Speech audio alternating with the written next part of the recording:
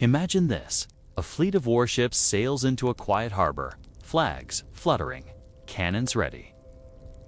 But instead of firing, instead of unleashing terror, the captains sit down with the local ruler, share a drink, and talk business. These weren't ambassadors from mighty empires. They were pirates. Men whose names were whispered in fear across the oceans. Yet here they were, negotiating, bargaining, making deals with kings, governors, and chiefs. Why would rulers ever sit across the table from outlaws? And why would pirates, who could take by force, ever choose to parley? The truth is stranger than legend. Piracy was not only about violence, it was also about diplomacy. And sometimes, the survival of entire crews depended on a single negotiation. Before we dive into the secret world of pirate diplomacy, take a quick moment to subscribe.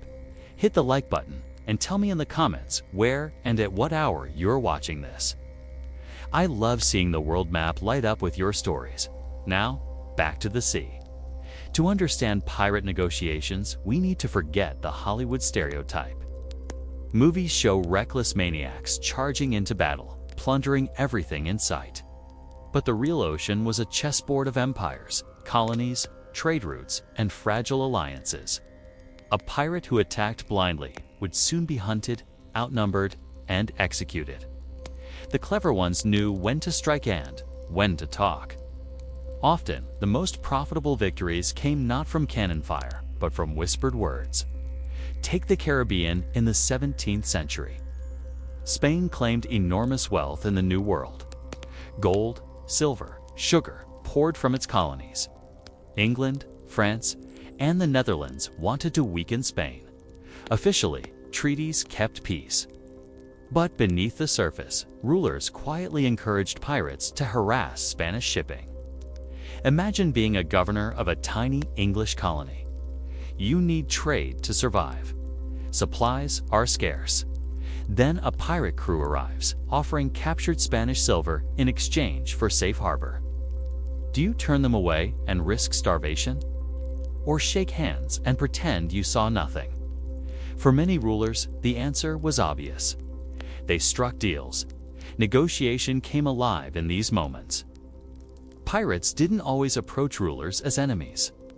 They came as businessmen, promising wealth, exotic goods, even military protection. A pirate captain could defend vulnerable settlements better than navies stationed across the ocean. And rulers, desperate for security, listened. But negotiations were rarely simple. They were fragile, filled with hidden threats. Pirates might promise loyalty while planning betrayal. Rulers might smile across the table while secretly plotting their arrest. Both sides understood the danger. Every deal was a dangerous dance. Consider Henry Morgan. He began as a privateer, sanctioned by England to attack Spain. But Morgan was ambitious. He didn't just raid ships, he captured entire cities. Brutal, yes, but also effective. After these campaigns, he wasn't always punished. He returned to Jamaica, often welcomed by the governor. Why? Because his plunder filled English coffers. His raids weakened Spain. His influence over other pirates gave him political weight. When Morgan sat with rulers, he didn't come as a criminal. He came as someone they needed. Negotiation wasn't tolerated, it was essential. Here lies the first truth of pirate diplomacy. Power created legitimacy. If a pirate delivered wealth, rulers looked the other way. But legitimacy worked both ways. Pirates needed rulers too. They needed safe harbors to repair ships, black markets to sell stolen goods, and allies to warn them of danger. Without such networks, pirates were doomed. Negotiation wasn't optional. It was survival. Sometimes rulers cooperated not out of greed, but necessity. Picture a coastal town in Madagascar or West Africa, far from European oversight. Pirates arrive with cannons gleaming. Resist, and the town could burn. Submit, and at least some lives might be spared. Negotiation here became desperation a way to limit the damage. Pirates often demanded tribute in exchange for peace. Yet sometimes, these desperate bargains grew into true partnerships. On Madagascar, for example, pirates didn't just raid, they settled.